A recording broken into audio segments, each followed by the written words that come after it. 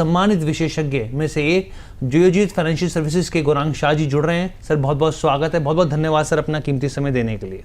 बहुत बहुत धन्यवाद हर्ष जी, आपका मंच पर आमंत्रित करने के लिए। सर सबसे पहला मेरा सवाल आपसे ये रहेगा सर कि पिछले 5 सालों में मैं देख रहा था कि सरकार का जो कुल कर्ज है सर उसमें 45% का जंप देखने को मिला है। यहाँ पे क्रूड $100 के पार है, फिर से वही स्थिति आ गई है सर, और साफ तौर पे रुपए जो है वो एक बार फिर से कमजोरी की तरफ देखने को मिल रहा है सर। अगर इन फैक्टर्स को देखा जाए सर तो ये क्या बाजार के लिए, हमारे भारतीय बाजारों के लिए इंडिकेट कर रहे हैं? देखिए, पहले तो जो भी सेबी डिस्क्लोजर्स के अनिवार्य है वो पहले दे देता हूँ कि जो भी निवेश लायक रणनीति आपके कार्यक्रम में रखेंगे, यह बुनियादी तथ्य के आधार पर लंबी अवधि के लिए है। इसमें हमारी कंपनी जियोजीत तथा मेरा किसी भी प्रकार का व्यक्तिगत निवेश नहीं है, ना ही किसी प्रकार का वित्तीय लाभ मिलता है, ना ही किसी प्रकार का हितों का टकराव। लेकिन इसी स्तर पर राय हम हमारे क्लाइंट्स को देते हैं, संभव है कि उनका निवेश हो।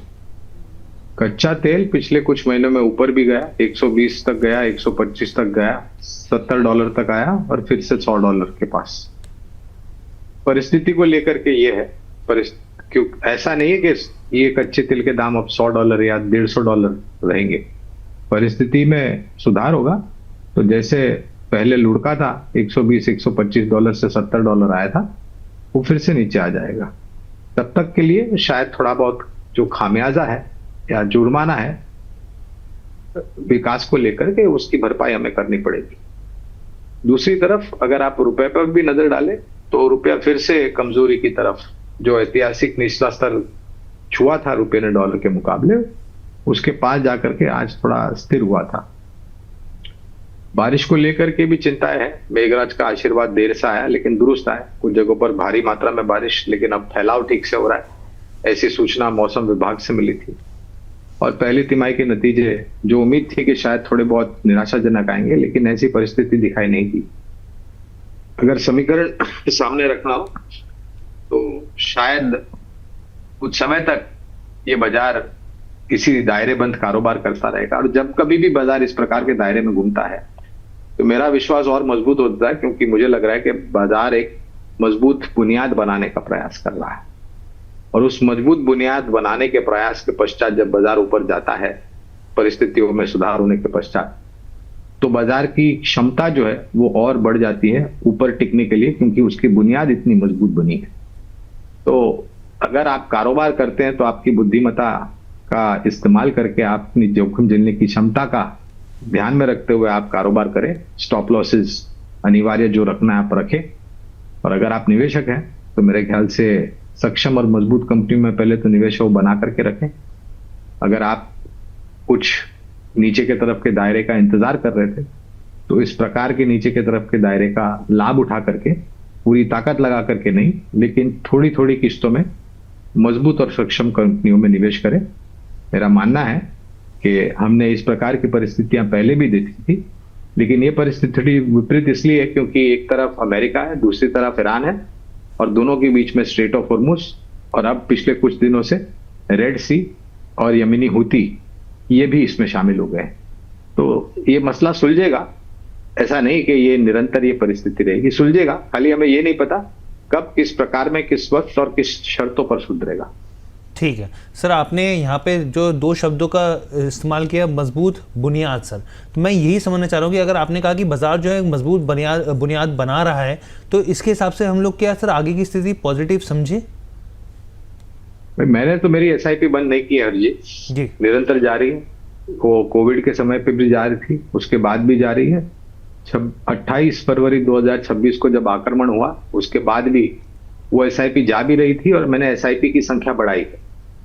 तो मैं ये कहने का प्रयास कर रहा हूं कि इस प्रकार के समय ही होता है जब आपको बाजार एक अवसर देता है अच्छी कंपनियों में साधारण मूल्यांकन में या फिर थोड़े बहुत नीचे के तरफ के मूल्यांकन में निवेश करने के लिए। ये आपके ऊपर निर्भर है कि आप किस प्रकार से इस परिस्थिति को देखते हैं। मेरे लिए प्याला आधा भरा हुआ है, काफी लोगों के लिए प्याला आधा खाली है जी। तो वो दृष्टिकोण क्या जो है वो यहाँ पर है, चीज़ों को लेकर यहाँ पे देखने का नज़रिया यहाँ पे। अब सर क्योंकि आपने अभी इसमें बात करी कि शुरुआत में आपने कहा नतीजे अभी तक ठीक आते हुए दिखे हैं सर, तो मैं आपसे ये समझना चाह रहा हूँ सर, क्योंकि करीब 12-13 दिन हो गए हैं सर, जो स्थितियाँ जिस तरह से तनावपूर्ण और बढ़ती चली जा रही हैं, तो क्या सर मैं ये समझना चाह रहा हूँ कि जो अमेरिका और जो ईरान के बीच में युद्ध का जो साया दिखा है सर, क्या उससे आगे Q2 और Q3 की जो इम्पैक्ट है अर्निंग पर, क्या वो देखने को मिलेगा कि सर नहीं मिलेगा यहाँ पे? और जो अभी तक का जो असर है, क्या आप किस तरीके से मान के चल रहे हैं कि क्या उस जो तनाव था वो अब अर्निंग पर रिफ्लेक्ट हुआ है या फिर नहीं हुआ Q1 में सर? इसी स्तर के आसपास कच्चा तेल रहा तो उतना असर नकारात्मक दूसरी तिमाही या चौथी तिमाही में नहीं देखने मिलेगा, क्योंकि अब ये पचा चुका है बाजार और क्षेत्र भी पचा चुके और कंपनियों को भी अनुभव मिल गया है। डर इस बात का था कि इस पहली तिमाही के नतीजे में इस नए वित्तीय वर्ष में पूरा जो नकारात्मक असर था वो आने की उम्मीद थी, लेकिन अब तक नहीं आया। इतना दिन नहीं हुए, कुछ कंपनियों देखे और बहुत सारी कंपनियों के नतीजे देखने वाले हैं बाकी हैं, और 2-3 हफ्ते काफी सारी कंपनियों के नतीजे आएंगे। अगर ये $100 या उसके नीचे रहा तो मुझे नहीं लग रहा है कि बहुत बड़ी नकारात्मक परिस्थिति दूसरी और तीसरी तिमाही में देखने मिलेगी। हाँ, ये बात अलग है अगर $125-150 पर पहुंच गया तो मेरे ख्याल से हमें फिर से हमारी किताबें खोल करके गणित फिर से लगाना होगा, लेकिन उसकी संभावना मुझे कम लग रही, क्योंकि अगस्त में जो खबरें आई थी सऊदी अरेबिया से अरामको जो कंपनी है विश्व भर की सबसे बड़ी तेल उत्पादन करती है और विश्व भर में सप्लाई करती है, $11 प्रति बैरल का डिस्काउंट देंगे वो एशियाई देशों को जो अपनी ऊर्जा अरामको से खरीदेगी। ओपेक प्लस अगस्त के महीने में उत्पादन क्षमता बढ़ाएंगे, और जो देश ओपेक प्लस से बाहर निकले वो अब फ्री है, जितना तेल उत्पादन करना है वो कर सकते हैं और जो भाव तय करना है वो कर सकते हैं। तो अगर ये अगस्त के महीने में या उसके आसपास कुछ हो गया ऐसा सब कुछ, तो कच्चा तेल यहां से ऊपर नहीं नीचे आने की संभावना लग रही मुझे। ठीक है सर, बहुत इंपॉर्टेंट आपने बात जो है हमारे दर्शकों के लिए रखी है यहाँ पे कि क्रूड का कौन से लेवल है और किस लेवल के आधार पे क्या इसका असर देखने को मिल सकता है और कितना हद तक सीमित है यहाँ पर। अब सर मेरे एक सवाल यहाँ पर ये कि बहुत सारे ऐसे लार्ज कैप शेयर रहे सर जो डाउनग्रेड होते हुए देखे, मिड कैप कैटेगरी में जाते हुए देखे, हीरो मोटोकॉर्प है, दीपक नाइट्रेट है सर, अपोलो हॉस्पिटल जैसे जो स्टॉक्स है सर, वो स्थिति अभी जो दूसरे लार्ज कैप हैं सर, क्योंकि यहाँ पे पूरी बात जो है वो ग्रोथ को लेकर दिखती है। आपका क्या मानना है सर कि आप जैसे अब HDFC बैंक की भी मैं बात करना चाहूँ सर, हम लोग देख रहे हैं फिर वापस अपने लो की तरफ बढ़ रहा है। अब तो कुछ खबरें ऐसी भी निकल के आई कि अमेरिका में कुछ जांच की हालांकि वो खबरें हैं, हम देखेंगे आगे क्या स्थिति बनती है, लेकिन सर लार्ज कैप में आपको ग्रोथ की स्थिति क्या बनती हुई दिख रही है? सबसे पहले तो ये जो खबरें सूत्र के आधार पर आती है जी, उस पर भरोसा मत कीजिए जी, और उसको अखंड सत्य मान के कोई सौदे मत कीजिए या निवेश मत कीजिए। जब तक आपके पास स्पष्टीकरण नहीं आता है कंपनी के पास से, तब तक कोई इसी प्रकार का सौदा मत कीजिए। जहां तक कुछ कंपनी और क्षेत्रों के आपने बात की, तो हमें लग रहा है कि वो जो क्षेत्र सीधा सीधा कच्चे माल का इस्तेमाल करती हैं कच्चे तेल के रूप में, और वो जो कंपनियां निर्भर है इस समुद्री यातायात मार्ग में, चाहे वो स्ट्रेट ऑफ हॉर्मुज हो या रेड सी हो, जहां से उनका कच्चा माल आता है, वहां पर कुछ दुर्घटना होने के कारण हो सकता है कि उनकी उपलब्धि कम हो जाए, या उपलब्धि हो तो बहुत ही ऊपर के दाम मिले, यानी कि कच्चे माल की जो लागत है वो बढ़ जाएगी। और जब कभी भी कच्चे माल की लागत बढ़ती है तो इन सब कंपनियों के जो मुनाफे के मार्जिन है उस पर दबाव आता है। कुछ कंपनियां पास ऑन कर देते हैं उपभोक्ताओं को, जैसे हम और आप, लेकिन कुछ कंपनियां वो नहीं कर पाती। तो ये क्षेत्र के आधार पर और कंपनियों के आधार पर है। ऐसा नहीं है कि एक ही मापदंड में आप सब कंपनियों को नाप ले और एक निर्णय या निष्कर्ष निकाल ले। कुछ कंपनियां सकारात्मक कामकाज करेगी और कुछ कंपनियां जो सीधे सीधे इससे असर पड़ेगा, उनके नतीजे शायद थोड़े बहुत दबाव में रह सकते हैं अगर वो भाव वृद्धि उपभोक्ताओं तक नहीं पहुंचा पाए। सर क्योंकि थोड़ा सा और मैं अपने दर्शकों के लिए चाहूँगा कि थोड़ा सा आप और हमारे दर्शकों को और क्लैरिटी दें सर। तो लार्ज कैप में बहुत सारे निवेशक जो हैं वो निवेशित हैं और पिछले कुछ समय में लार्ज कैप को लेकर बहुत ज़्यादा कुछ देखने को स्थितियाँ मिली नहीं सर। तो क्या अभी भी लार्ज कैप पर जो है अट्रैक्शन या फिर कहेंगे फोकस करना चाहिए यहाँ पे, क्योंकि एक लंबा समय हो गया सर यहाँ पर भी हम लोग देख रहे हैं यहाँ पे स्थितियाँ जो हो रही हैं। लार्ज कैप दिग्गज शेयर प्रतिबिंब है सूचकांक के जी। जब सेंसेक्स और निफ्टी ही नहीं चला तो लार्ज कैप कहां से चलेंगे? तो ये बात है। तो लार्ज, और मैं हमेशा एक ही राय देता हूं कि आप क्वालिटी बाय कीजिए, क्वांटिटी बाय मत कीजिए। यानी कि अच्छी कंपनियों के कम शेयर बाय कीजिए। इक्का दुक्का कंपनी के या फिर पड़ोसी ने बताया, मामा मामी चाचा चाची ने बताया और खरीद लिया, ऐसी परिस्थिति मत कीजिए आप। तो ऐसे अगर होता है तो मेरे ख्याल से एक सकारात्मक नजरिया उभर करके हमारा तो है, दिग्गजों पर, काफी सारी दिग्गज कंपनियों पर खरीदारी की राय है। जी। और जैसे जैसे ये परिस्थितियां सुधरेगी और बाजार अपने आप को संभाल के ऊपर की तरफ जाएगा, फिर से दिग्गजों का योगदान जरूरी होगा सूचकांक को ऊपर लेके जाने के लिए भी, क्योंकि अगर सूचकांक बड़े दिग्गज योगदान नहीं देंगे तो सेंसेक्स और निफ्टी ऊपर कहां से जाएगा। बिल्कुल सर। तो सर जिस तरह आपने कहा कि दिग्गजों का योगदान जो है वो बहुत ज़्यादा ज़रूरी है, तो मैं यही समझना चाह रहा हूँ सर कि आपके हिसाब से क्या आपका मानना है कि एफआईआई जल्दी आएंगे, लौटेंगे या फिर नहीं लौटेंगे? अगर ऐसा नहीं लौटेंगे तो सर फिर बाजार को खींचेंगे, कौन खींचेगा सर? क्या आपको लग रहा है ट्रिगर्स रहेंगे फिर? देखिए, आप भी ऐसी बात कर रहे हैं जैसे प्याला आधा खाली है। आपने सिर्फ एफआईआई की बात की, डीआईएस को आप भूल गए। और पिछले 1.5 साल से 2 साल से ये स्थानीय संस्थागत निवेशक ही हैं जो हमारे बाजार को संभाले हुए हैं जी। और विदेशी संस्थागत निवेशक किसी के माँ बाप नहीं है, माई बाप नहीं है जी। वो आएंगे जाएंगे, आपको पता भी नहीं चलेगा, मुझे भी पता नहीं चलेगा कि उन्हें क्या खरीदा क्या बेचा। और फिर एक दिन आएगा कि हाँ, हम तो सोचते रह गए कि भाई इन्होंने ये खरीदा था ये बेचा। तो आप विदेशी संस्थागत क्या कर रहे हैं उसकी नकल और चिंता करने के बजाय आप ये देखिए कि आपको क्या जचता है, आपको क्या सूट होता है, आपके पास जोखिम झेलने की कितना है, क्षमता कितनी है, और आपको कितना समझ में आता है शेयर बाजार। एफआई जब खरीदते बेचते हैं तो आपको उस दिन शाम को या दूसरे दिन सुबह पता चलता है। तो ऐसा नहीं है कि वो आपको पूछ करके हाँ भैया हमने ये खरीदा ये, ऐसा नहीं होता है। तो उनको जो करना होगा वो करेंगे, हमें जो करना है हमें करना है। वो कब आएंगे कब जाएंगे उसकी चिंता मुझे तो बिल्कुल नहीं है, क्योंकि मैं उनको ज्यादा तवज्जो नहीं देता हूं और ज्यादा महत्व भी नहीं देता। हाँ, एक बात जरूरी है कि कुछ मात्रा में एफआई का निवेश जरूरी है हमारे देश में, हमारे शेयर बाजार में, लेकिन पूर्ण रूप से निर्भर हम नहीं हैं उनके ऊपर। ठीक है सर।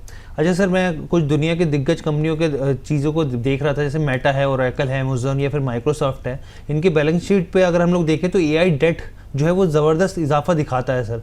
अभी पिछले अगर हम लोग देखें कुछ जो आंकड़े निकल कर आए, मैं आपसे समझना चाह रहा हूँ सर, जैसे हमारी आईटी कंपनीज हैं अभी तो उन्होंने निवेश करना जस्ट शुरू किया है इन चीज़ों को लेकर, आपको क्या लग रहा है कि अर्निंग्स और साथ में जो आईटी की अर्निंग्स निकल कर आ रही हैं उनको अगर ओवरऑल निचोड़ किया जाए तो क्या स्थिति बनती हुई दिख रही है? अभी तक जो भी नतीजे आए वो उम्मीद से बेहतर थे, और अच्छी बात यह है कि कोई काले धब्बे या लाल निशान नहीं था, नकारात्मक बात नहीं थी।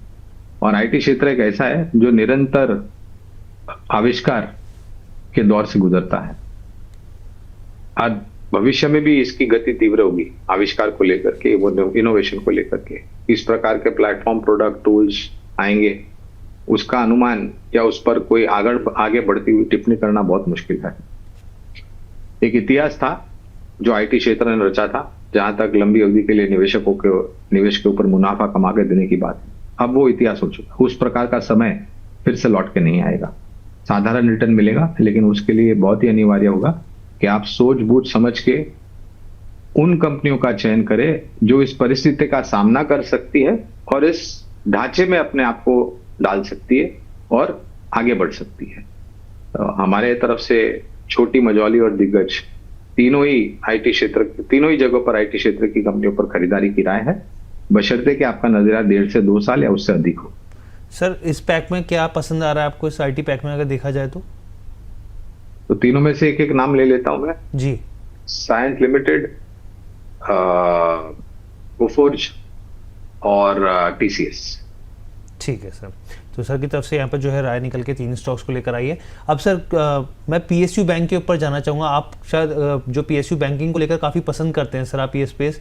Q1 के जो रिजल्ट्स निकल के आ रहे हैं, खासतौर पे जो कोर कमाई है सर, आपका क्या मानना है, क्या री रेटिंग की गुंजाइश यहाँ पर बन रही है सर? और अगर दाव लगाया जा सकता है तो फिर कहाँ लगाया जा सकता है यहाँ पर? 5 साल से ज्यादा मेहनत की है सरकारी बैंकों ने अपनी बैलेंस शीट को सुधारने के लिए। बहुत सारी बैंकों का विलय भी हुआ बड़ी बैंकों के साथ, और मुश्किल समय से गुजरने के पश्चात ये परिस्थिति आई है। हम पक्षपात नहीं करते हैं, हमारी खरीदारी की राय निजी क्षेत्र बैंक्स पर भी है, सरकारी बैंक्स पर भी है और डाइवर्सिफाइड एनबीएफसीज पर भी है। 2 विकल्प सरकारी बैंकों में से अगर आपके सामने रखना चाहूं तो इंडियन बैंक और स्टेट बैंक ऑफ इंडिया। जी, इंडियन बैंक और स्टेट बैंक ऑफ इंडिया। और सर प्राइवेट बैंक की तरफ आपका फोकस है सर? बिल्कुल है, ICICI Bank, HDFC Bank, Kotak Bank, Federal Bank, काफी सारी बैंक है। अच्छा एक्सिस बैंक। एचडीएफसी बैंक पसंद आ रहा है सर आपको? अब समय सीमा देनी पड़ेगी आपको, क्योंकि जो परिस्थिति है और जो नतीजे हैं एकदम से परिवर्तन नहीं होगा, समय लगेगा। समय मूल्यांकन के हिसाब से पसंद आता है। ठीक है सर। अच्छा सर, शुगर के प्राइस भाग रहे हैं लेकिन जो शेयर हैं वो ऑल टाइम लो के ऊपर हैं, ये क्या स्थिति दिखाते हैं? गन्ना और चीनी सरकार तय करती है दाम, और इस क्षेत्र में हमें तो भरोसा है नहीं, इसलिए कोई विशेष टिप्पणी तो नहीं करूंगा कंपनियों को कर लेकर के, क्योंकि कोई कंपनी हमारी सूची में है नहीं बुनियादी तर्क के आधार पर। जी। अच्छा सर, टू व्हीलर जो एंसिलरीज हैं वहाँ पे नंबर्स किस तरीके आप देख रहे हैं यहाँ पर, और क्या आपको लग रहा है कि यहाँ पे स्ट्रेंथ और आती हुई दिखेगी? और अगर इसमें सर ऑटो पैक में या फिर ऑटो एंसिलरीज में कुछ आपकी पिक्स हो तो सर प्लीज शेयर कीजिए। दोनों ही पहलुओं पर अगर आप देखें तो 2 पहिया और 3 पहिया वाहन की बिक्री के आंकड़े अच्छे आए, महीने दर महीने के भी अच्छे आए, और जो भी नतीजे हमने अब तक देखे हैं, Bajaj auto, TVS motor, hero MotoCorp, Eicher motor के आंकड़े आना बाकी है। ये तीनों ही 2 पहिया और 3 पहिया वाहन बनाने वाली कंपनियों पर हमारी लंबी अवधि के लिए खरीदारी की राय है, और मुझे उम्मीद है कि जो फ्री ट्रेड एग्रीमेंट हमारे भारत देश ने काफी सारे देशों के साथ हस्ताक्षर और मोहर लगाई है, वो एक बहुत बड़ा अवसर उभर करके आएगा पूरे ऑटो सेक्टर के लिए। जी सर। सर क्योंकि हमारे जब भी हम लोग आपके साथ शो करते हैं तो बहुत सारे दर्शकों के सवाल भी आते हैं, तो हम लोग नोट डाउन कर लेते हैं उन सवालों को, तो उन्हीं सवालों के लिहाज से मैं आपसे समझना चाहूँगा सर, मौजूदा अगर स्थितियाँ बाजार की इस समय देखें सर, उसके हिसाब से कुछ निवेशकों को अगर वैल्यू पिकिंग करनी हो, एक पोर्टफोलियो अच्छा तैयार करना हो, तो सर क्या पिक्स रहेंगी आपकी? अब काफी सारे क्षेत्र है, काफी सारे विकल्प तो मैंने आपके सामने रख दिए। ऊर्जा है, ऊर्जा क्षेत्र है, रक्षा क्षेत्र है, ऑटो सेक्टर पर भी चर्चा कर ली, बैंकिंग वित्तीय क्षेत्र पर भी चर्चा कर ली। हमें लग रहा है कि सीमेंट, शेयर बाजार से जुड़ी हुई कंपनियां, कैपिटल गुड्स इंजीनियरिंग से जुड़ी हुई कंपनियां, रक्षा क्षेत्र से जुड़ी हुई कंपनियां, हेल्थ केयर, हॉस्पिटल्स, फार्मा क्षेत्र अच्छा लगता है। ट्रंप ने भले बोल दिया हो 2028 में 100%, 2029 में 200%, अरे भैया पहले देखो तो सही कि तुम रहोगे कि नहीं रहोगे राष्ट्रपति तब तक। तो फार्मा क्षेत्र अच्छा लगता है, हेल्थ केयर अच्छा लगता है। इन सब क्षेत्र में मैं फिर से वही कहूंगा, दिग्गजों को पहला महत्व दे और फिर कुछ चुनिंदा मजे वाली कंपनी पर। ठीक है सर। जैसे सर इटर्नल है, स्विगी है सर, इनको लेकर सर आपका क्या व्यू रहेगा? वो इटर्नल पर खरीदारी की राय है, स्विगी पर तो है नहीं। और जिस प्रकार से नतीजे आए, हमें लग रहा है कि ब्लिंकिट, क्यूसी यानी कि क्विक कॉमर्स का योगदान आने वाले समय में और भी बढ़ता हुआ नजर आएगा, और फूड डिलीवरी भी अच्छा योगदान देगा इटर्नल पर। ठीक है सर। सर कहते हैं कि लिक्विडिटी का मजा बाजार को साफ तौर पर चाहिए होता है, लेकिन मैं आपसे ये जानना चाह रहा हूँ, जैसे जेप्टो है सर, जियो है, एनएससी जैसे बड़े आईपीओ आने वाले हैं, इसका क्या सेकेंडरी मार्केट पर क्या हम लोग दबाव के तौर पर स्थिति देख सकते हैं आगे चलकर? इससे बड़े बड़े आईपीओ आकर चले गए और बाजार में कुछ फर्क नहीं पड़ा। नकदी काफी है बाजार में, ऐसा नहीं है कि प्राइमरी मार्केट में बड़े बड़े आईपीओ आएंगे तो सेकेंडरी मार्केट से पैसे खींच के बाहर चले जाएंगे और उसके कारण आपको और नीचे के तरफ के दायरे देखने मिलेंगे। बहुत नकदी है प्राइमरी मार्केट के लिए भी और सेकेंडरी मार्केट के लिए भी, तो मैं उस बात से बिल्कुल सहमत नहीं हूं कि प्राइमरी मार्केट के कारण सेकेंडरी मार्केट में दबाव आएगा। ठीक है सर। अच्छा सर, कौन से ऐसे सेक्टर्स हैं, क्योंकि आपने पीएसयू की बात करी और इसके अलावा आपने बात बहुत सारे सेक्टर्स की करी सर, अगर किसी को रेटिंग फोकस करना हो यहाँ पर कि भाई मैं पहले प्रेफरेंस इस सेक्टर्स की तरफ फोकस करना चाहिए या फिर दूसरे नंबर पे, सर क्या रहेंगे? तो एक सूची आपके सामने रखी दी है। अब प्रेफरेंस तो अभी वैसा तो नहीं कहूंगा, वो देखिए ये हर एक निवेशक के ऊपर निर्भर करता है।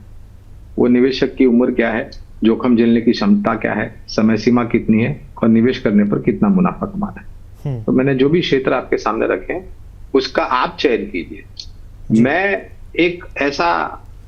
एक मापदंड में सभी निवेशकों को आप नहीं नाप तोल सकते हैं। हर एक निवेशक की एक अलग अलग भूमिका होती है और अलग अलग जोखिम झेलने की क्षमता होती है। वित्तीय क्षेत्र, ऑटो सेक्टर, रक्षा क्षेत्र, ऊर्जा क्षेत्र, हेल्थ केयर, फार्मा, आप पसंद कीजिए और आप अभ्यास कीजिए। गौरांग शाह ने बताया आंख बंद करके निवेश मत कीजिए, आप भी थोड़ी मेहनत कीजिए। ठीक है सर। सर मेरा आखिरी सवाल आपसे रहेगा सर, क्योंकि सनराइज सेक्टर्स बहुत सारे हैं यहाँ पे, अभी आपने पावर की भी जिक्र की, क्योंकि इसको स्प्लिट किया जाएगा तो बहुत सारे सेक्टर्स उसमें से भी निकल कर आते हैं, जैसे सर चिप्स हैं या फिर सेमीकंडक्टर्स हैं सर, इस पर आपका क्या नजरिया? क्योंकि एक तरीके से निवेशक जो है वो कई बार इस तरह की गलतियाँ करते हैं कि एक पूरी लय जा रही होती है, उसी को फॉलो किया जाता है, तो आपका क्या मानना है, किस तरीके से फिल्टर करें, किस तरीके से आगे बढ़े यहाँ पर इस स्पेस में? पहले तो भीड़ के पीछे पीछे मत चलिए, भीड़ के आगे रहना सीखिए और अलग रहना सीखिए। ईएमएस क्षेत्र में 3 कंपनियों पर खरीदारी की राय है, एम्बर एंटरप्राइजेस, सीजी पावर और पीजी इलेक्ट्रोप्लास्ट। सरकार ने बहुत बड़ी मात्रा में नीतियां बनाई हैं इस क्षेत्र को लिए, और हाल ही में मंत्री जी ने भी कुछ विशेष टिप्पणियां की हैं। काफी सारी कंपनियों में विस्तार योजना भी जोड़ी है। जी। और सर एक और आखिरी क्वेश्चन मेरा, फिर उसके बाद हम लोग जस्ट वाइंड अप कर लेंगे। सर रेलवे सेक्टर को लेकर मैं आपसे ज़रूर जानना चाहूँगा। निवेशक जो है बहुत परेशान है सर, रेलवे सेक्टर जो है वो चल के नहीं दे रहा, और बहुत ऊपर के भाव पे जो है ऊपर इस तरह के भाव पे खरीदारी कर रखी है निवेशकों ने। सर यहाँ क्या करना चाहिए? हमने अपने आप को बहुत दूर रखा था इस क्षेत्र से, और हमने पिछले कई सालों में इस क्षेत्र में से किसी भी कंपनी पर खरीदारी की राय नहीं दी थी, क्योंकि हमें थोड़ी असमंजस परिस्थिति दिखाई दे रही थी। और 1-1.5-2 साल पहले बहुत चले थे रेलवे क्षेत्र के शेयर, और काफी सारे लोग इसमें निवेश करके अब में अटक गए, क्योंकि दाम काफी नीचे आ गए। जब कभी भी आपकी जोखिम झेलने की सीमा का जो अलार्म होता है ना, वो ट्रिगर हो जाता है ना, तो आपको अनिवार्य कदम उठाने चाहिए। और एक बात कहना चाहूंगा, अगर आप ट्रेडिंग करते हैं तो ट्रेडिंग करें, अगर आप निवेशक हैं तो निवेशक रहें। ट्रेडिंग करते हुए नुकसान होता है, इसके कारण आप निवेशक मत बनिए। ये बहुत इंपॉर्टेंट बात है जो सर ने यहाँ पे समझाई, इस चीज़ को ज़रूर ध्यान दीजिएगा। बहुत बहुत धन्यवाद sir, thank you so much sir हमारे साथ जुड़ने के लिए। प्लीज़ डिस्क्लेमर भी शेयर कर दीजिए सर एक बार दोबारा। जो भी निवेश लायक रणनीति आपके समक्ष रखी है कार्यक्रम में, यह बुनियादी दर के आधार पर लंबी अवधि के लिए है। इसमें हमारी कंपनी जियोजेट तथा मेरा किसी भी प्रकार का व्यक्तिगत निवेश नहीं है, ना ही किसी प्रकार का हमें वित्तीय लाभ मिलता है, ना ही किसी प्रकार का हितों का टकराव। लेकिन इसी स्तर पर राय हम हमारे क्लाइंट्स को देते हैं। संभव है कि उनका निवेश हो। इस मंच पर आमंत्रित करने के लिए आपका धन्यवाद। बहुत बहुत धन्यवाद सर हमारे साथ जुड़ने के लिए सर। तो ये ओवरऑल